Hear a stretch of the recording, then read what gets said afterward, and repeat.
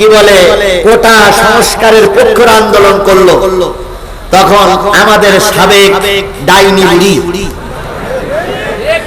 রক্ত পিপাসু গণহত্যাকারিনী, কথা বলেন ঠিক না ঠিক? যদি আজকে হিটলার বেঁচে থাকতো তাহলে হিটলারের মুখে থুতু মারতো আর বলতো আমার চাইতে বড় হিটলার তুই। এই হিটলারের বাচ্চা হিটলার এই গণহত্যাকারিনী তখন বলল যে এই যারা ময়দানে কথা বলছে এরা সব রাজাকারের বাচ্চা।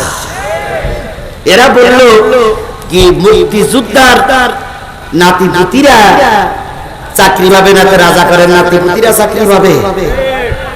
আর এই কোটায় কিন্তু চাকরি পেয়েছিল ওই 3 ইঞ্চি হারুন, এ কিন্তু পরীক্ষাতে চাকরি পায়নি, এগুলো কোটায় কোটায় চাকরি পেয়েছিল। এখন উনি বললেন রাত 11টার সময় সম্ভবত যে রাজাকারের বাচ্চারা কি চাকরি পাবে। এই কথাটা বিশ্ববিদ্যালয়, কলেজ, স্কুল, প্রাইমারি স্কুল, মাদ্রাসার ছাত্ররা মেনে নিতে পারেনি। তাই তারা বিশ্ববিদ্যালয়ের সকল গেট খুলে বাইরে এসে বলল তুমি কে আমি কে, তুমি কে আমি কে, কে বলেছে কে বলেছে, আবার বলেন তুমি কে আমি কে, কে বলেছে কে বলেছে। এই যে স্লোগান শুরু হলো, পেতনির বাচ্চা পেতনি ডাইনি বুড়ি এবার আরো উগ্র হতে শুরু করলো, কথা বলেন ঠিক না ঠিক? আমরা দুইটা গুলি খেয়ে কেউ বা লাশ পুড়েছি, কেউ বা পালাইছি, বিএনপি পালাইছে, জামাত ইসলাম পালাইছে, শিবিরাওয়ালারা ময়দানে থেকেছে, তারপরে অনেক সময় ময়দান ছেড়ে দিতে বাধ্য হয়েছে। কত মামলা খাওয়া যায়। বিএনপির ছাত্র দলের লিডারেরা নেতারা ময়দানে ছিল, গুলির মুখে অনেক সময় পিস্টান মারতে বাধ্য হয়েছে। কিন্তু এই যে যুবক কিশোর ছোট ছোট বাচ্চারা মা বোনেরা রাস্তায় নামলো, যত লাশ পড়েছে ততই তাদের আন্দোলনের বেগ চেয়েছে।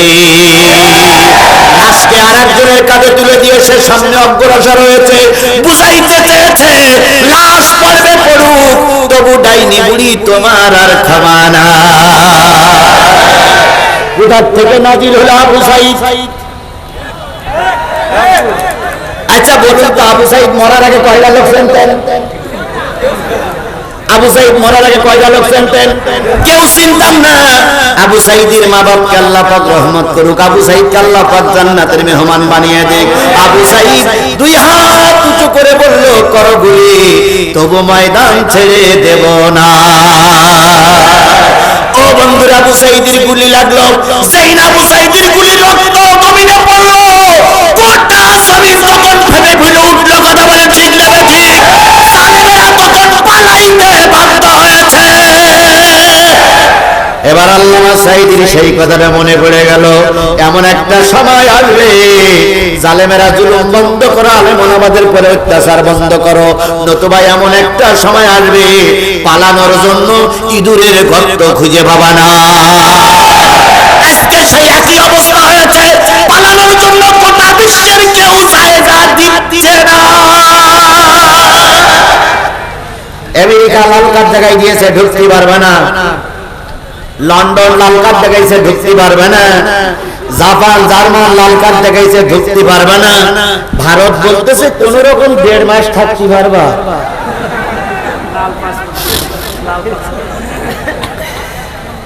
কোথায় গেল সেই অহংকার? আমরা পালাই না, কোথায় গেল সেই অহংকার? আমরা আমাদের নিজেদের নেতার রক্ত মাখা লাশ কবরে রেখেছি। আল্লামা সাঈদীর জানাজায় আমি সবার আগে থেকে জানাজা পড়েছি, কান্নায় দুই চোখের পানিতে বুক ভাসিয়েছি, তবু আমরা ময়দান ছেড়ে দেইনি। আর তোমরা এত ক্ষমতার বাহাদুরিতে পালাই দিলে কেন বেটা? আমি অনেক আগে বলেছি এমন সময় আসবে পায়জামার গিয়ে দড়ি দেবার সময় পাবা না। আমার সে ওয়াজটা মনে হয় রেকর্ড এখন আপনাদের কাছে বাজে। সে সময়টা আসেনি, কি কায়দায় বললো আমার 2 ঘন্টা সময় দেন। সেনাবাহিনীর প্রধান বললেন সেনাবাহিনীর প্রধান তো তোমার আত্মীয় বলো। উনি বললেন ম্যাডাম ওরা এসেছে শাহবাগ পর্যন্ত, সেখান থেকে যদি পায়ে হেঁটে আসে 40-45 মিনিট, এর বেশি সময় আপনি পাবেন না, দয়া করে আপনি বেডিং পত্র গোছান। উনি তখন বললেন যাওয়ার আগে অন্তত একটু কথা রেকর্ড করে যাই। সেনাবাহিনীর প্রধান বললেন তাও হবে না। উনি বললেন তাহলে আমি কাপড় চোপড়গুলো নেই, কই আপনার যে রং ঢং, এখানে কাজল, ওখানে তিল, এখানে টুপ, ওখানে টিপ, এই করতে করতে 40 মিনিট চলে যাবে। তারা করে দেই ধরি বলবে আপনার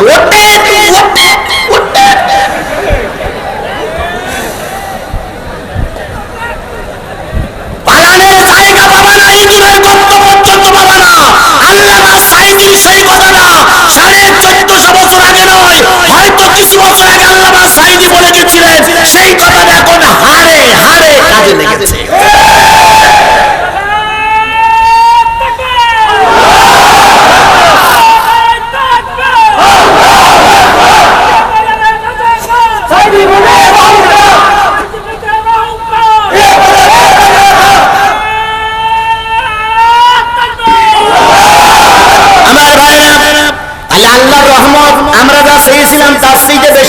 কথা বলেন ঠিক না ঠিক?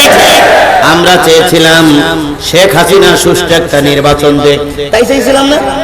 কেয়ারটেকারের সরকারের মাধ্যমে সে থাক, কিন্তু কেয়ারটেকার সরকারের মাধ্যমে সেটা কি দেখ, সুষ্ঠু নির্বাচন দেখ এবং সব দল অংশগ্রহণ করে, এইটা চাইছিলাম না? কিন্তু পালাই যাবে না। কিন্তু আল্লাহ দেখেন রহমত করতে করতে কতদূর রহমত করে দিলেন।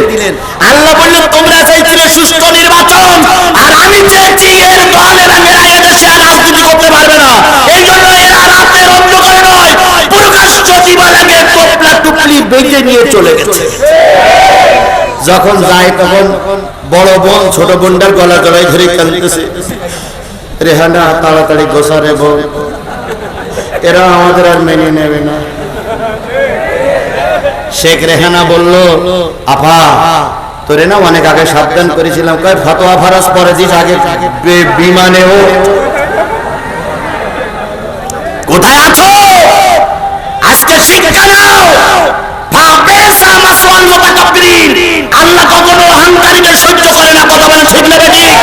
আল্লাহ নিজেই বলেছে অহংকার আমার গায়ের চাদর, যে আমার চাদর ধরে টানাটানি করবে আজ হোক কাল হোক পৃথিবীতে তারা লাঞ্ছিত হতেই হবে, হতেই হবে, হতেই হবে। প্রায় ওই তথ্যমন্ত্রী কি নাম না, এখন পররাষ্ট্রমন্ত্রী না, পররাষ্ট্রমন্ত্রী এখন হাসান মাহমুদ। হাসান মাহমুদ আর এই হাসানুল হক, এই দুই বেয়াদব মঞ্চে উঠলেই জামাত ইসলাম আর বিএনপির না ধুয়ে ওর পেটের ভাত হজম হতো না। কথা বলে ঠিক না বেঠি? আর কাউয়া কাজে তুলতেই বলছে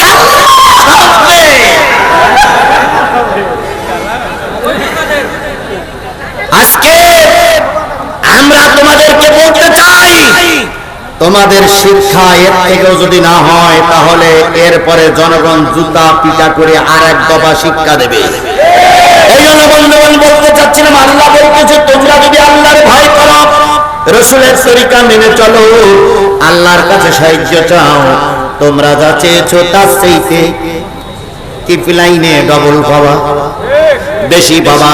আল্লাহর শুকরিয়া তাই আমরা পেয়েছি। কথা বলেন ঠিক না বেঠিক?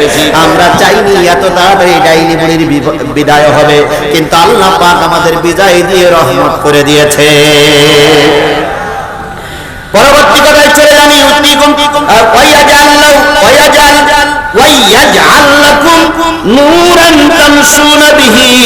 আল্লাহ রাব্বুল আলামিন এমন নূর তোমাদের দেবেন যে তোমাদের সঠিক পথ পরিচালিত করবে। বলুন তো আল্লাহ রাসূলের আরেকটা নাম হচ্ছে নূর। রাসূলের একটা নাম কি, কোন জায়গায় আছে?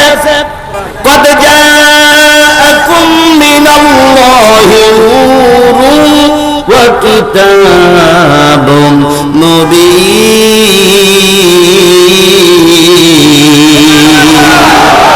তোমাদের জন্য দিলাম নূর, আরেকটা দিলাম স্পষ্ট কিতাব। তাহলে নবীর নাম হলো নূর। তিনি অন্ধকার জগৎ থেকে আমাদের কোন জগতে নিয়ে গেছে? আলোর জগতে নিয়ে গেছে। ডাক্তার মোহাম্মদ শফিকুর রহমানকে স্যালুট জানাই, স্যালুট জানাই। বুড়া মানুষ যেভাবে ইসলামী আন্দোলনের পক্ষে